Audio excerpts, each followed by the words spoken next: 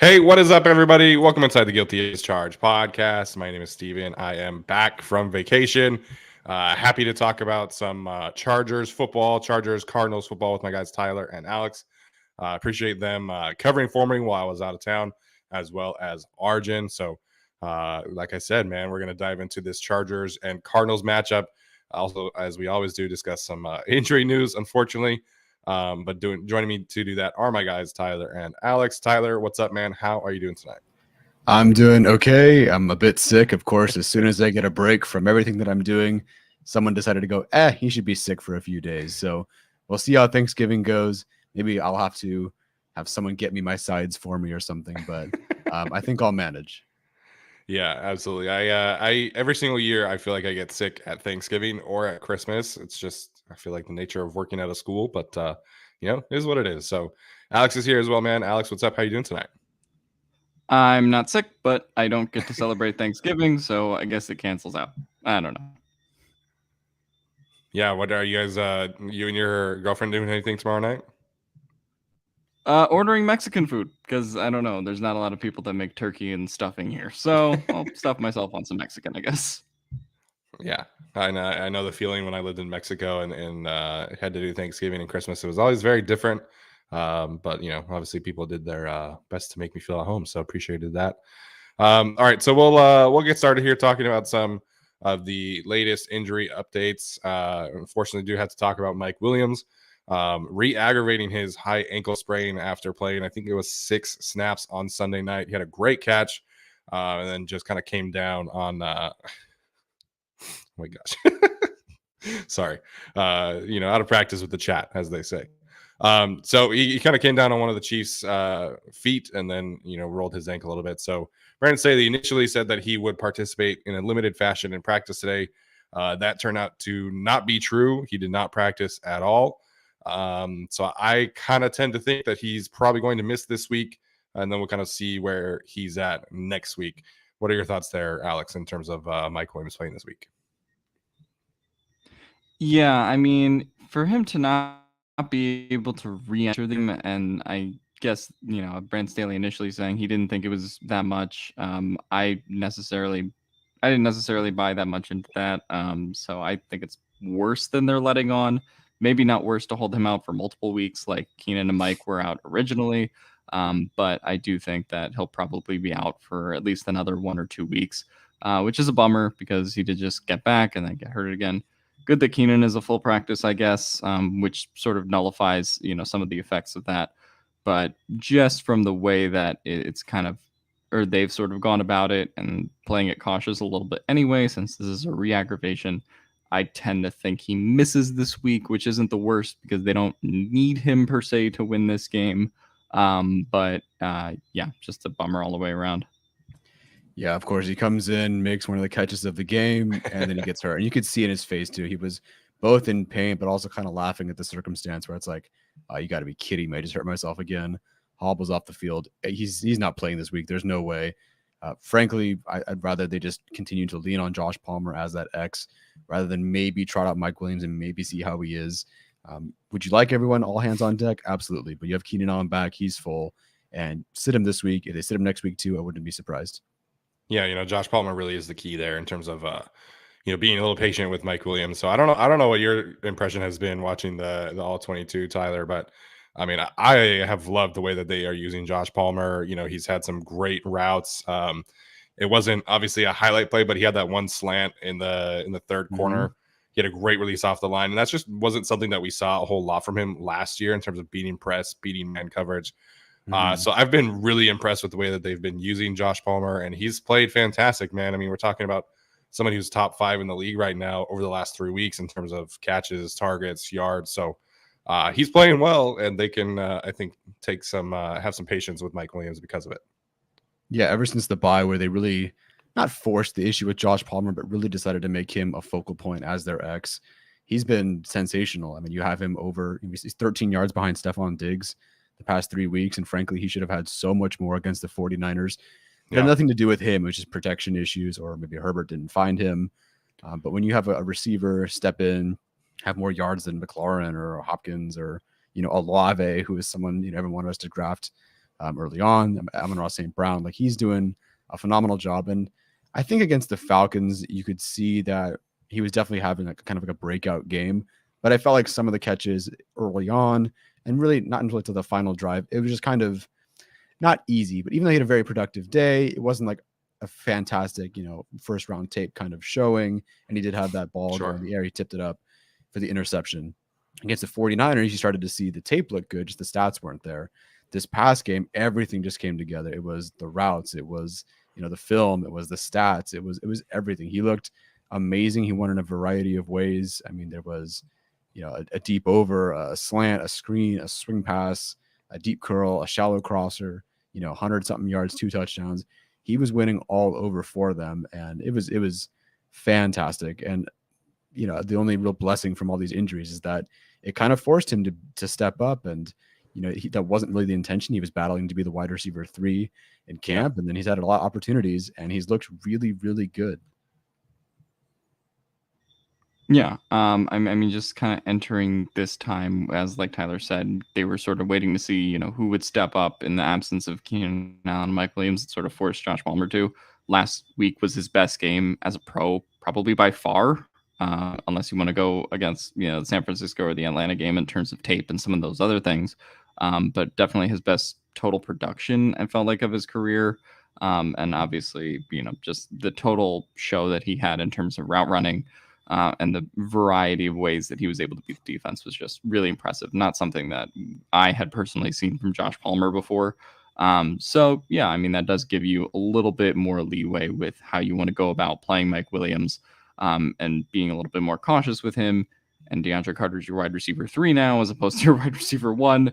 So, with Keenan back, that obviously takes a lot of stress off the defense too, or takes a lot of stress off your wide receiver room as well. And Michael Bandy can be down the depth chart and not playing it on the outside. So that should be fun. So Keenan Allen, of course, full practice today. First time he's been in full practice on a Wednesday for, I think, since week 1. So that is obviously exciting. And then really the other thing that's going to be really interesting to see is what kind of happens with the running back room. Joshua Kelly has been designated to return off of injured reserve. Sounds like he has a good chance of playing on Sunday.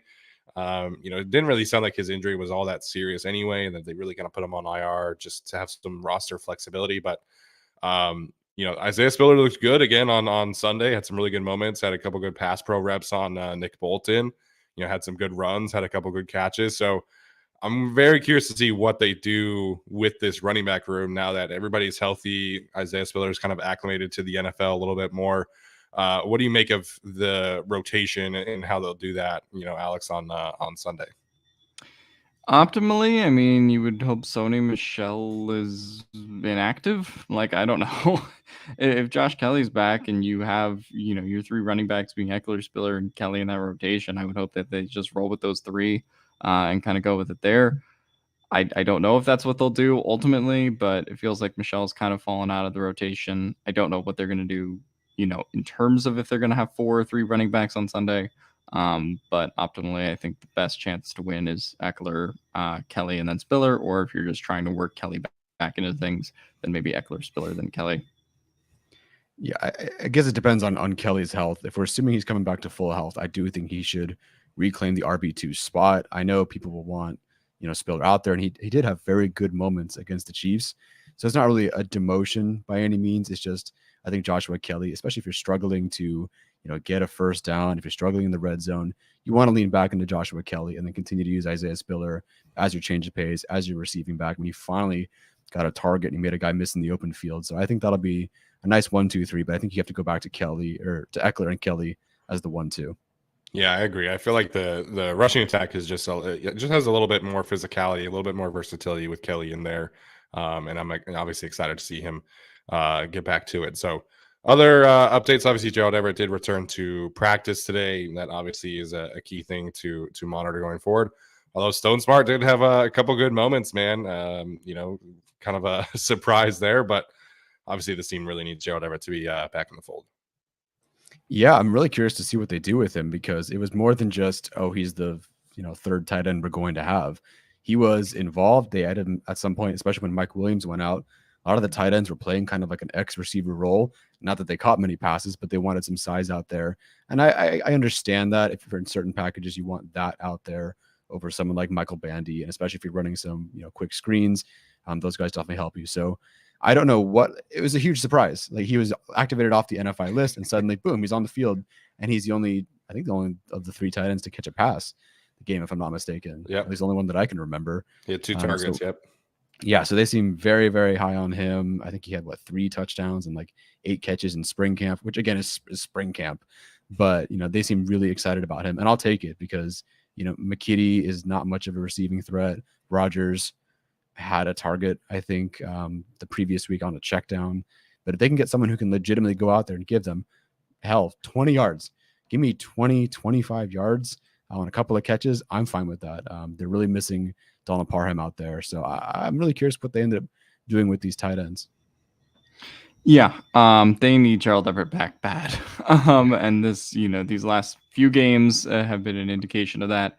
And, this Kansas City game, like Trey McKitty, I talked about it a little bit with Arjun on the post-game pod, but just a really rough, kind of game, cover off a couple of weeks for him overall at this point.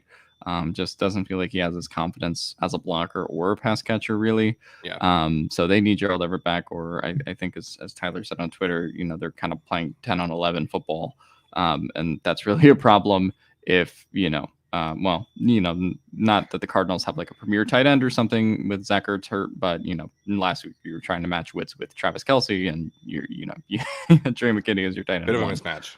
Bit of a mismatch. So, as far as what goes on behind him, would like to see Stone Smart get action because, obviously it looked good from what we saw in the limited amount that we did see it last week.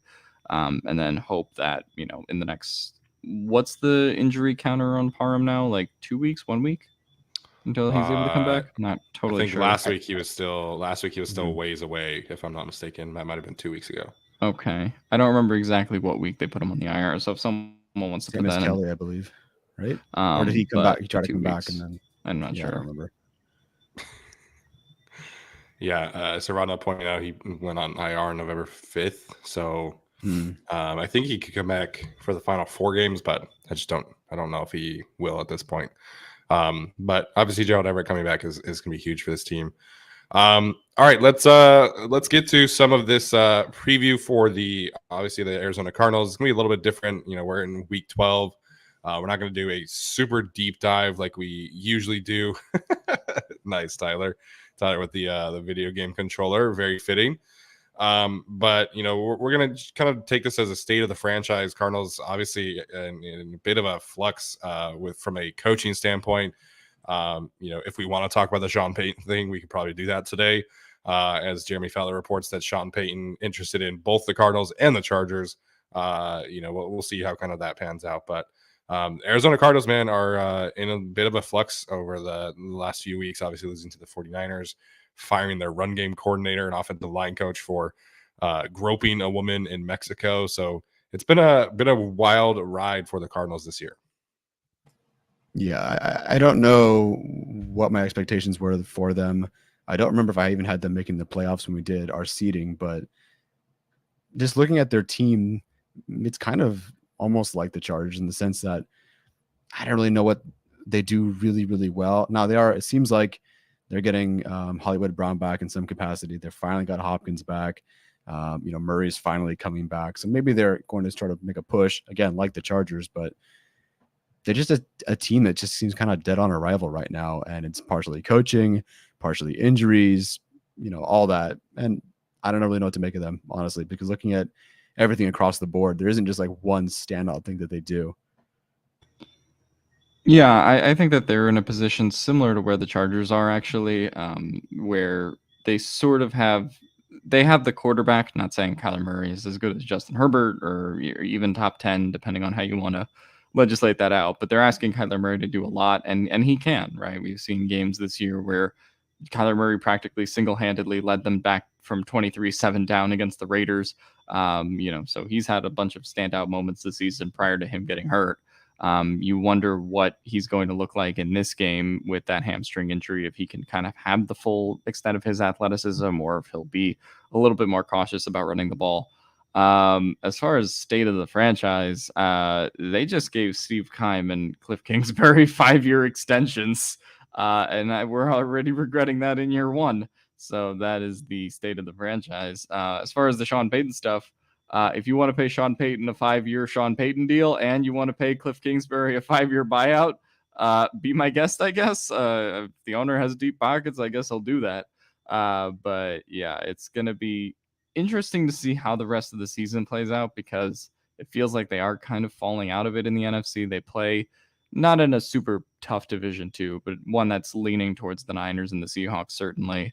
I don't. Maybe they can get a win against the Rams or something. I don't know. They've actually played them both times, I think now. So yeah, it feels like at this point, like Tyler said, they don't really have a thing that stands out. As a run defense, they are a little bit better than the Chargers. As a pass defense, they're worse than the Chargers. And, aside from Kyler Murray and DeAndre Hopkins, they haven't had a whole lot on offense. Offensive line problems, run game problems, the conflict with Benjamin, which happened, even prior to what we're talking about now with the run game coordinator incident. So a lot of things going on in Arizona that aren't necessarily positive, but as long as you have Kyler Murray and DeAndre Hopkins, you have chances to win games in this league. But just a weird team and weird year in general. And as stated over here, one of the biggest injuries, considering how he was playing prior to getting hurt, was Zach Ertz. Yeah, absolutely. I think this was probably a team that expected to make the playoffs this year, maybe, make a run in the playoffs, and then gave everybody extensions, obviously Kyler Murray, including that group as well. So I don't know if we want to talk about like who's been more disappointing between these two teams. I don't know if we want to go that route, but the Cardinals just have been, a PR mess from the jump. There was a whole clause in Kyler's contract, and now there's an offensive line coach, being fired because he allegedly groped a woman in Mexico City. So it's just been, a PR nightmare, I feel like, from the jump for the Cardinals. And, that said, there are some things that I think make me a little bit concerned for this week for the Chargers. This offense with Kyler Murray, with Holly Brown, I don't know if he's going to be coming back, and DeAndre Hopkins, they're always a big play waiting to happen. And if the Chargers are not on top of that, this could get away from them. And same thing with the defense, which I'll talk about in a little bit here. Excuse me, but this Cardinals team, man, it's it's in a really weird spot, similar to the Chargers, I think. Yeah, definitely worried about some of the boomer bust, especially with Bryce Callahan maybe limited with a groin injury this game. Again, one of their better coverage corners. Watching the tape against, I'm sure we'll talk about this in a bit. Watching tape against the Chiefs wasn't pretty on third down. Wasn't pretty on most downs, but on third down in particular, it was really, really rough. And listen, you have Hopkins, you have Murray, you have a guy who can scramble, guy who can catch anything. Hollywood Brown again might come back. A little bit concerning. I'm worried about the boom potential of the Cardinals, but overall, I think we'll be fine. Yeah, Hollywood Brown and DeAndre Hopkins are the real scary things here because I don't think they have much going in the run game, even against the Chargers. They averaged 1.8 yards per carry against the 49ers. Granted, couldn't run the ball a whole lot, but that run game just hasn't been terribly efficient. So I'll be curious to see, I guess, how they cover Hollywood Brown and DeAndre Hopkins. I presume that's, I don't know, like ASJ on Hollywood Brown and then maybe Davis on DeAndre Hopkins, depending on how they want to play that. That also depends on the health of Bryce Callahan, of course. But yeah, not the best matchups for the Chargers in those instances, I think. But this game also really comes down to it. This is where I think generating more pass rush pressure is going to be really important, because if you can generate a lot of pass rush pressure on a Kyler that's sort of already hobbled at this point, I think that, gives you a chance to sort of win this game and take away chances from Hollywood Brown and DeAndre Hopkins to beat the secondary. But yeah, so this is going to be a game where I think that's even more important maybe than it was in the Chiefs game, because you can sort of, pressure Patrick Mahomes, but he'll find some play or something that's downfield that you didn't cover, which is all over the All-22. But at the same time, I do think that this Cardinals team, considering Kyler's injury, considering the state of their offense, is a little bit more limited than what the Chiefs can do in exposing the Chargers defense for sure. Yeah, man. I mean, Tyler and I were messaging back and forth. What the Chargers put out on tape this past week was really frustrating to watch from a defensive and a coverage standpoint. I mean, there were so many miscommunications, and there were just guys not, flowing to the football and taking bad angles. And, I felt like I was watching, week 1 last year from this defense and just all of the communication errors and things like that. And they need a quality safety alongside Derwin James in the worst way possible, man. Like I've been a big proponent of Nasir Adderley. I thought that last year he was really solid for this team. He's regressed in a really, really big way. And, he's a complete liability at this point in coverage, and he's not making the right decisions. He's not running to the football. He's not playing aggressive. So, I'm hoping that this is kind of where we start to see JT Woods get a little bit more reps. And I think he played 14 snaps this past week. So they're trying to, get him involved, but they just do not have a quality second safety right now. And it's a big, big problem when they're trying to play man coverage against the Chiefs and Travis Kelce. And, you're expecting help on the inside or the outside, and your guy just is not there. So it's been really frustrating to watch the coverage standpoint. I know that they're like good in DVOA from a pass coverage standpoint, but I just think they're giving up way too many easy plays. I mean, that 3rd and 15 or 16 or whatever to Patrick Mahomes, and you could invest for an easier throw for one of the league's best quarterbacks. So it just was really frustrating to watch that tape back earlier today and see all of the miscommunications, broken coverages against somebody like Mahomes. You're just giving him, 4 or 5 layups a drive essentially, which was incredibly frustrating.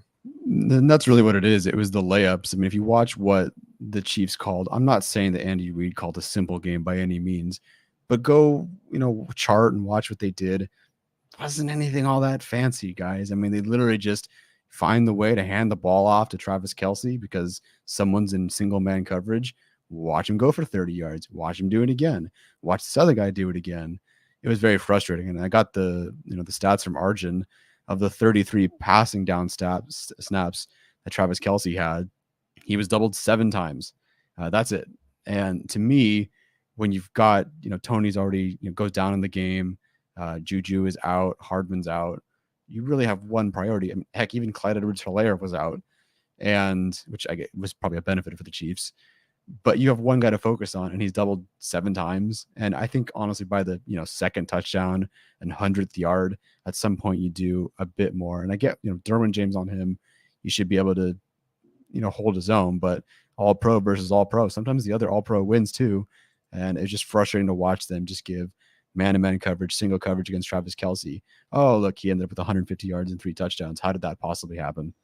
Yeah, I mean, the Kelce thing was also particularly weird just because it felt like in the early game last year again in Kansas City, it felt like they did send a lot of help to Travis Kelce and kept him pretty limited in that game. And then obviously the second game, Derwin goes down and, well, they threw more help towards Travis Kelce. Didn't work because Derwin James wasn't on the field. So, in that second game. But yeah, I did feel like, considering the situation, particularly that the Chiefs receivers were hurt, and this is not a Tyreek Hill, Chiefs offense in particular, to the point where not doubling him would kind of kill you. So yeah, I did think that it was a little bit weird that they didn't try to do that more often. Yeah, absolutely. All right, let's dive into this matchup a little bit more specifically. As we do every single week, we have our victory formation, things that the Chargers need to do in order to secure a victory formation. So I'm going to start this one off here. I tweeted this out. Vance Joseph, one of the most aggressive defensive coordinators in the league. The Chargers offensive line and their protection plan has to be completely on point. There were several communication errors. There were obviously some times where Chris Jones just went crazy, like Chris Jones tends to do, but this protection plan wasn't on par with what it needs to be against the Chiefs. And you're talking about a defensive unit in Arizona that is, let me make sure I get the actual numbers here. Where'd they go? Shit. Okay, I can't find the numbers right now in front of me, but looking for blitz rate, Yeah, the blitz rate, according to Pro Football Reference, I think they're 5th highest in the league in Third. blitz rate. They're like 8th in pressure rate.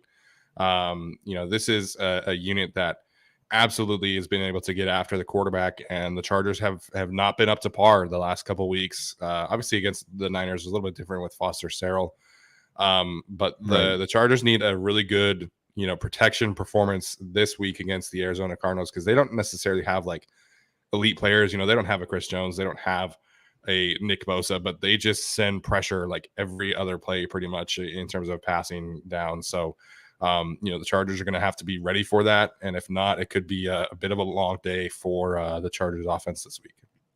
Yeah, Herbert's pressure to sack rate this year, he's so good at avoiding the sacks even when pressured.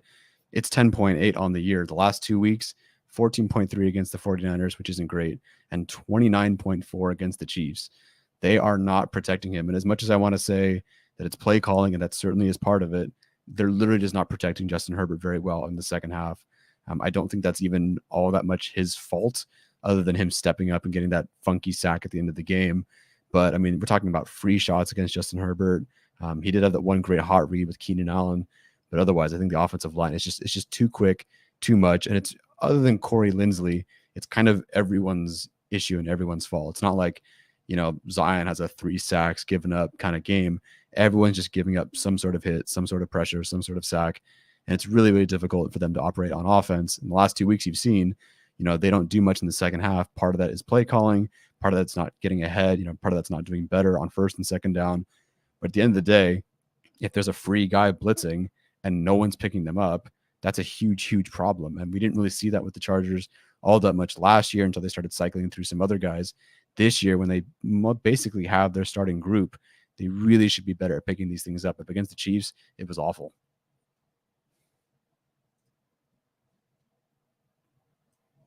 All right. Alex, you want to get to your victory formation point here?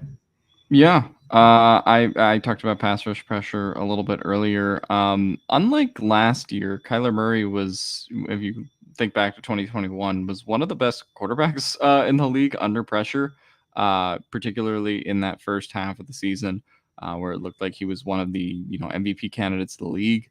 And this year, that just has not been the case. I think part of that's been the offensive line.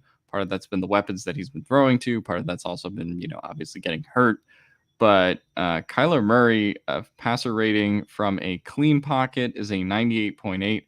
Passer rating under pressure currently is a 38.9. It's pretty bad. It's not good when he's under pressure. There's not much more to say there.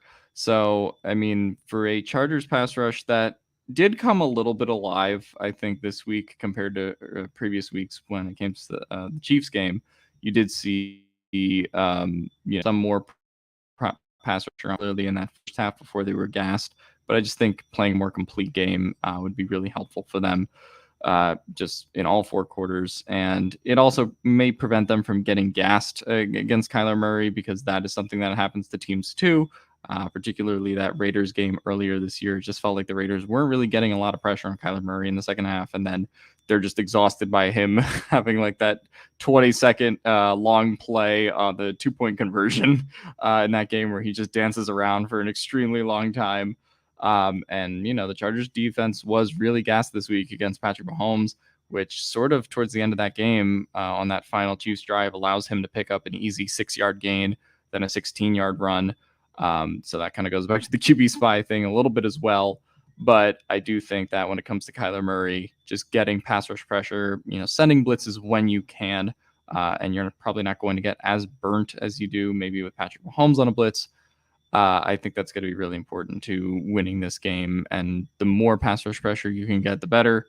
Obviously, there's a Cardinals team that's struggling to run the ball anyway. So I think they're probably going to, reserve to going through the air at this point. I don't think they're going to try to really establish that much of a ground game, especially if they do get down early to the Chargers. So at this point, I think this is a pass rush pressure Kyler game. Get as much as you can, and you're hoping for a bounce back game. For Khalil Mack, who I think has been quiet for a few weeks, you're hoping for, maybe just the whole defensive line to really come alive in this one. Maybe you bring up Drew Tranquil for a couple of blitzes, maybe Derwin James once in a while. So yeah, overall, just hoping for a better pass rush pressure game, because if you really start to rack up 20, 25 pressures in this game against Kyler, I think it's going to make it really hard considering the state of the Cardinals offensive line right now and the state of their offense in general.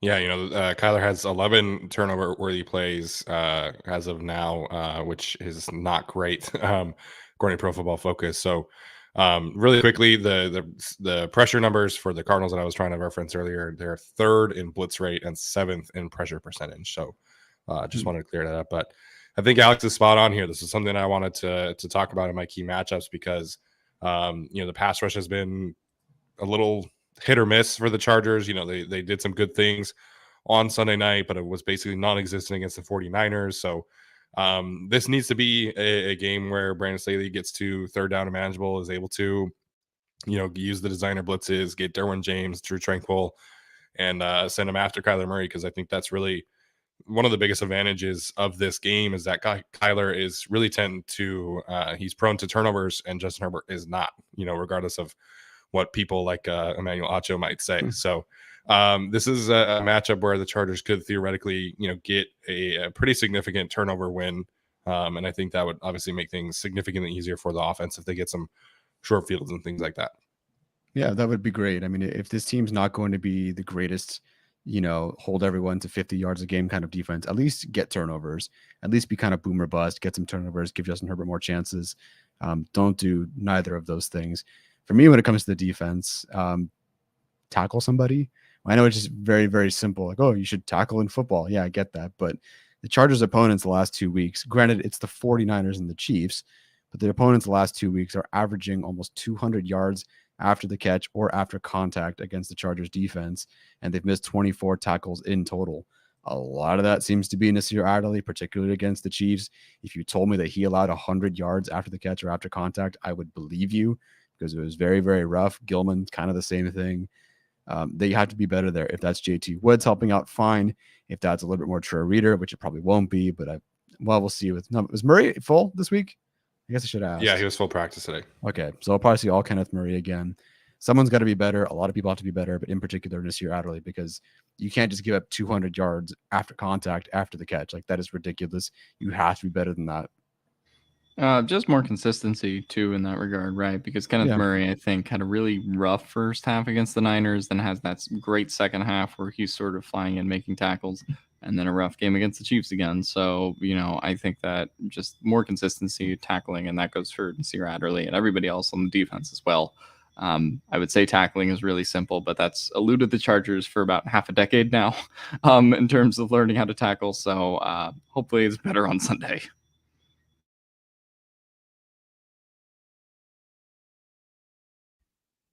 Sorry, I was looking at something up on Pro Football Focus. So, I think that's spot on. So, Alex, we'll go back to you for your key matchup of Sunday afternoon. Whoever's covering DeAndre Hopkins, whatever the Chargers want to decide, it's sort of a pick your poison situation there. Because honestly, I don't think Michael Davis is a great matchup for DeAndre Hopkins. I don't really think Asante Samuel Jr. because of his size is a great one either. And obviously, depending on Bryce Callahan this game, maybe you could have him on a couple snaps if DeAndre were to line up in the slot or something. But DeAndre Hopkins missed 6 games this season. He is the Cardinals' leading receiver at 487 yards. So he's also still on pace for a 1,000-yard season. If he averages 85 yards a game for the rest of the year, he will have a 1,000-yard season missing 6 games, which is just like, for people that were calling him washed or, all this stuff, like, he's still the same receiver. And Charvarius Ward released a comment where he called him steroid guy. I'm like, steroids or not steroids, DeAndre Hopkins is a top 5 and 10 receiver in this league. Like, you just can't keep sleeping on him. For his age, despite the injuries and everything, like, he still, puts his helmet on and is one of the best receivers in this league in terms of separation and everything. So I am just particularly worried about him because of the Chargers struggles with, fast, shifty speed receivers in the past. Particularly elusive route runners have not been great matchups for them. And this is a game where you sort of wish that they had the JC Jackson that they thought they signed obviously has been injured for a while now, and they didn't really get that guy to begin with the season anyway. But this game gets a lot more complicated if you have DeAndre Hopkins, I'd say, over 100, 120 plus yards. Because if that really is the day for the Chargers, he's had 90 yards plus in the last couple of games, then I think that is going to open up opportunities for someone like Hollywood Brown, who is now back, right? And it's going to open up opportunities for this whole offense, maybe to establish even some semblance of a ground game for the Cardinals. So overall, yeah, I think they have to have a really solid game on DeAndre Hopkins. Otherwise, this game sort of could get ugly quickly. Not in the same sense of like Travis Kelce, who didn't really start like burning them until like later in the second half. But yeah, this is a game that I think gets away from them if DeAndre Hopkins is really able to either shorten the Cardinals' drives by, easy offense, or is just able to kind of let the whole offense flow through him. So this is a big Michael Davis game, who has actually, come up big in some moments this season, like the second half of the Denver game, if you want to go back to that. But yeah, definitely think that this is just a overall big matchup for the Chargers to deal with. Yeah, and like Tyler is pointing out, I mean, DeAndre Hopkins has been somebody who really kind of thrives on physicality, thrives on, yards after contact, not necessarily after the catch, but he just wants to, bully you. And this is a matchup with Michael Davis. I assume, from a size profile standpoint, that's probably where they should go.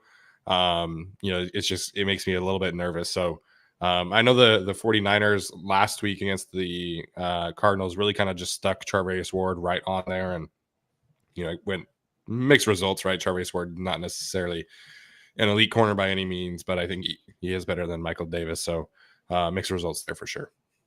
Yeah, I was like, oh, well, what is Hopkins up to? And you see the almost 500 yards. You realize how many games he's missed, and even got close to 100 yards both games with Colt McCoy. It's like, oh, geez, this guy is actually pretty good, apparently. Yeah. So frustrating for sure. But Michael Davis, only 11 yards allowed against the Chiefs. Granted, wasn't covering DeAndre Hopkins, but hopefully something positive. I mean, it would be insanely huge for his value either to stay on the team or to be traded from the team or to be cut and get a deal elsewhere or something, if he can put on tape where he held his own against DeAndre Hopkins. So we'll see. My key matchup, sort of in the similar vein, is JT Woods, particularly as that center fielder. Again, I think it was 14 reps this past week, only five the previous week. And, across 2 games, he's only had 12 coverage reps. So it's not like we've seen a lot. I'm not ready to crown him better than Nasir Adderley or Lohi Gilman by any means, but I do. I mean, he might be, man.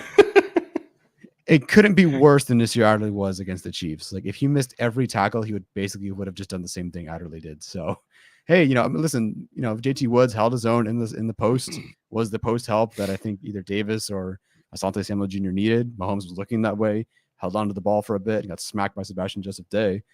So that, hey, if that's what you can put on tape and that's all you're asked to do, and you can do that well and limit someone like Hollywood Brown or DeAndre Hopkins, keep things capped, that'd be great. But I really want to watch him as that center fielder, which they've had him do. If they have him blitz, great. They tried that with Bryce Callahan. If Callahan is hurt, they could certainly lean with someone like JT Woods. They did blitz him once at the scrimmage, which was a long time ago, but he's certainly fast enough to get it done and to blitz from all different parts of the field. So I'm very curious to see how he develops and just how he holds up. No one's tested him yet throwing the ball down the field, and I'm really just curious, what does it look like? Can he get that interception, break up a pass, whatever? Can he tackle anybody in the run game? Because our last impressions of him in the preseason weren't great, and even in training camp they weren't that great either. But I think they're starting to ramp him up a bit more. They know that there's kind of an issue right now with Gilman and Adderley, so I'm all for it. I'm going to be watching him absolutely and see if he balls out. Yeah, I mean, he's going to be huge if Hollywood Brown is going to be back. He's going to have to be shaded to that side, playing coverage deep, and it would be awesome if he could get an interception this week. So, I'm going to go on the opposite side here. The Cardinals, for whatever it's worth, their 2 corners, Marco Wilson and Byron Murphy, are 2 of the best corners in terms of forced incompletions in the league. Marco Wilson has a forced incompletion percentage of 16%, which is 3rd highest in the league, and Byron Murphy is not too far behind him. So These two corners are very opportunistic. They like to be aggressive. They like to get their hands on passes as much as they can. And this is an opportunity for Josh Palmer, I think, to go up against the best corners that he has so far, at least in terms of two of them. Like I said, Charvarius Ward probably in that conversation as well. But this is a great game for Keenan Allen to be back to. There was just a calming feeling of having Keenan back, and I think Justin Herbert could really rely on Keenan Allen over the middle, and of course the deep pass as well. So these Cardinals corners, man, they're really aggressive. They're opportunistic. They're going to take chances, and this, like I said earlier, this is a game where the Chargers have to win the turnover battle, and being able to play a clean game against these two corners is going to be paramount for that cause. Yeah, I feel so much better. I don't recall how many times the Chiefs tried to press Josh Palmer. I think he gave him a lot more free releases, and that does work in his favor. I think he struggled against that in the second half against the 49ers. Try to press Keenan Allen, you're getting toast. I mean, the first play from scrimmage, I don't think they pressed him by any means, but you just watch Keenan Allen. He's putting DBs and blenders right back, where he started, back where he's always been. So just having those guys out there against these two corners, I'd love to see it. Should be a really, really good battle. And again, Keenan Allen is the most important weapon for Justin Herbert. And I can't wait to see them connect. If he gets 100 yards on Sunday, more than that, wouldn't be surprised.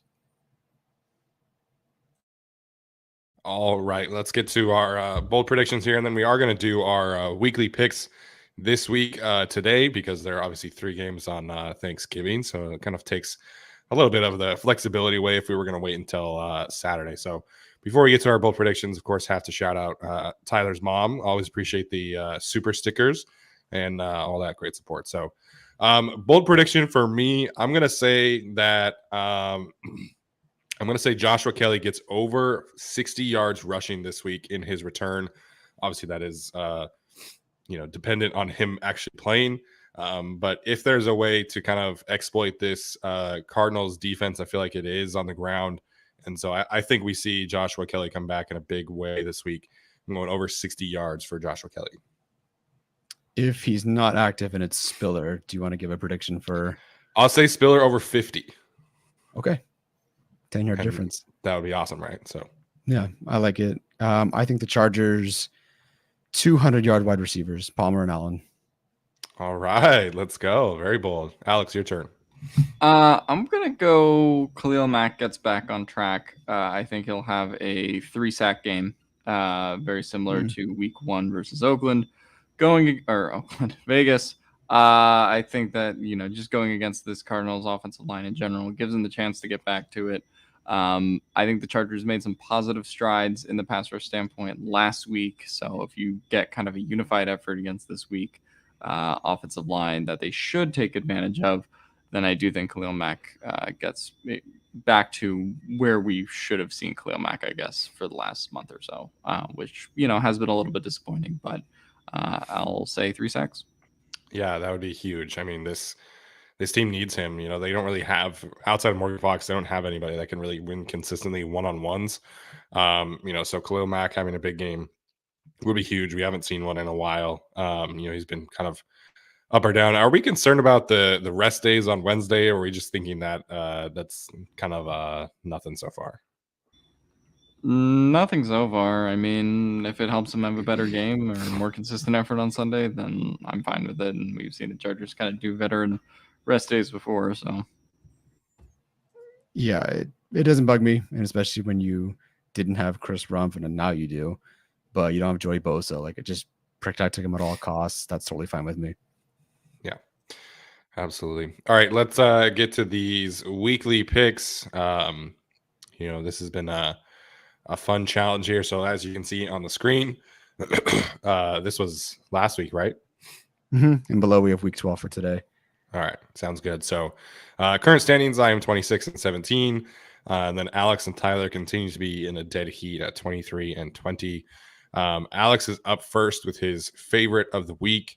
And then it will be my turn, and then Tyler, will get to snake around. So Alex, who's your favorite of the week?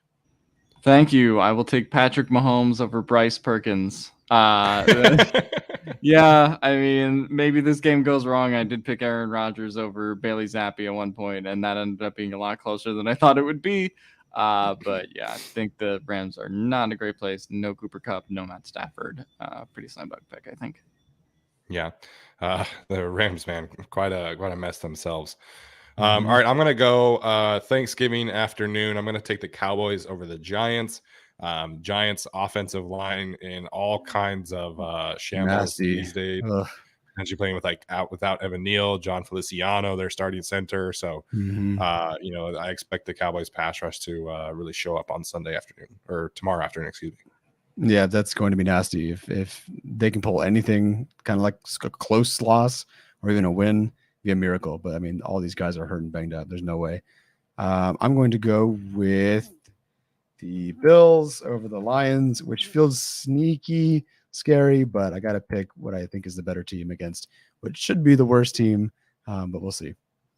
Oh, I get to go again, huh? Yeah, you do. Hey, man, the Lions have been a little frisky the last couple weeks. I know it does worry me, but we'll see. All right, for upset, I'm going to go with the team that doesn't die, the Tennessee Titans or the Cincinnati Bengals. They will get Jamar Chase back, but not a lot of great upsets in this group. I'm going to go with the one with the coach that seems to somehow, no matter what, with Tannehill at quarterback, end up winning the division, winning 12 games for some reason. So I'll go with the Titans. Goodness, I didn't realize the Chiefs were favored by 15.5 over the Rams. It's going to get, it's not more. Yeah. All right. I'm going to say, let's see. I'm going to take the Jacksonville Jaguars over the Baltimore Ravens as my upset pick of the week. Jaguars, I think, are a little bit better than their record would indicate. Ravens haven't been super crisp on offense lately. So Jaguars at home, -4.5. I think I'll take the Jaguars. Speaking of coaches, like Tyler said, that just, find a way to win weird games that they probably shouldn't, I'll take the New England Patriots over the Minnesota Vikings. So Brooke and I were driving up the coast in Oregon when this game. Whoa! We're doing a lot of assuming over here. Are you not taking the Eagles over the Packers? What I was going to say is that we listened to the radio call of the Patriots win over the Jets, and it was crazy. Anyways, go ahead, Alex. I feel like I'm a coward if I don't take the Eagles, but this is what Tyler wants me to do. I have to take the Miami Dolphins over the Houston Texans. Come on. Yeah, I'd love to take the Eagles, and they will win against the Packers. But I'm not. I got to win this tournament. Jeff Saturday got you worried, huh? Got your Eagles. That pick was for Frank fucking Reich. All right, my either or pick. I'm going to go with the Seattle Seahawks coming off their bye over the Las Vegas Raiders. Obviously, we know how crazy that home field advantage is. So give me the Seahawks coming off the bye. Okay, in a stunning turn of events, the Eagles, I'll take them, I guess. Bills over the who are they playing again? The Packers. Yeah, apparently Aaron Rodgers has a broken thumb. So yeah, so I don't know. I tend to curse my first pick. My third picks, I think, are okay. Well, hopefully the pesky Lions can pull off an upset. That'd be really, really cool. All right, we'll save the score prediction for the Chargers for our show on Saturday. Obviously that's kind of the end of our show. We have Thanksgiving is tomorrow. If you're celebrating, obviously have a great Thanksgiving. Alex, when you're in the States, man, your favorite Thanksgiving dish is what? I like the stuffing and macaroni and cheese. Keep it simple.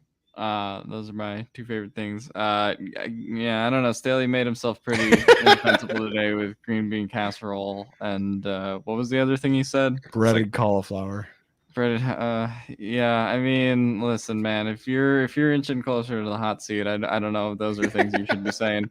Derwin James kind of saved it, but I don't know. Yeah, there were like 600 quote tweets from that tweet from Lindsay Theory. So I think Lindsay Theory should just continue to ask each player's favorite Thanksgiving meal until we just get to the end of the week. Yeah, there we go. Tyler, favorite Thanksgiving dishes? Depends. If it's my Asian side of the family, something like lapjung fried rice, which is like a Chinese pork sausage fried rice, is delicious. Ooh, Or if we're nice. just deep frying a turkey, that's delicious. I like the legs, don't like the breast meat. The legs, dark meat, all that good stuff is delicious. There you go. I'm a big mac and cheese guy. I Mhm. like green bean casserole as well. So, like 3 Thanksgivings ago, we were back in Utah, and I made some mac and cheese, and my family was like, "Mac and cheese for Thanksgiving," and I was like, "Hell yeah! Like, let's fire it up. Let's go." So it was a fun one. No pumpkin pie this year at the table. No, no. My mother-in-law makes a great apple pie. I like the classic stuff, So I like apple pie. I don't like pumpkin pie, obviously. Okay, apparently Cameron Dicker was born in China. No shit. That was He so was born weird. in Hong Kong. What the fuck? Was he? Are you googling it right now? Yeah, it says he was born in Hong Kong. He's the first NFL player born in China. Wow, had no idea. Wow. Like top 3 whitest dude born in China. What the fuck? Was it military? Had to have been. Like his family or something? Yeah, I mean I would assume so, but I don't have a Google on me right now. Wow. Wow. Yeah, you learn something new every single day. So appreciate it, Sin Vin, for I never would have guessed that about Cameron Dicker, who obviously on the active roster now. So shout out to Cameron Dicker, man. Hope he continues to ball out. All right, so that's going to do it for us today, guys. Appreciate everybody tuning in today. Hope everyone has a great holiday if you are choosing to celebrate. We'll be going live again on Saturday, as we usually do. We'll do a Q&A. We'll have some other things planned since we did our picks today. I might be my last show with my in-laws' internet. So fingers crossed, I might be getting regular internet at my actual house on Saturday afternoon. So fingers crossed there. Tyler, Alex, appreciate it. Everybody in the chat, appreciate it. Make sure to leave us a rating, review, like, and subscribe. Turn those notifications on, all that good stuff. And we'll see you next time.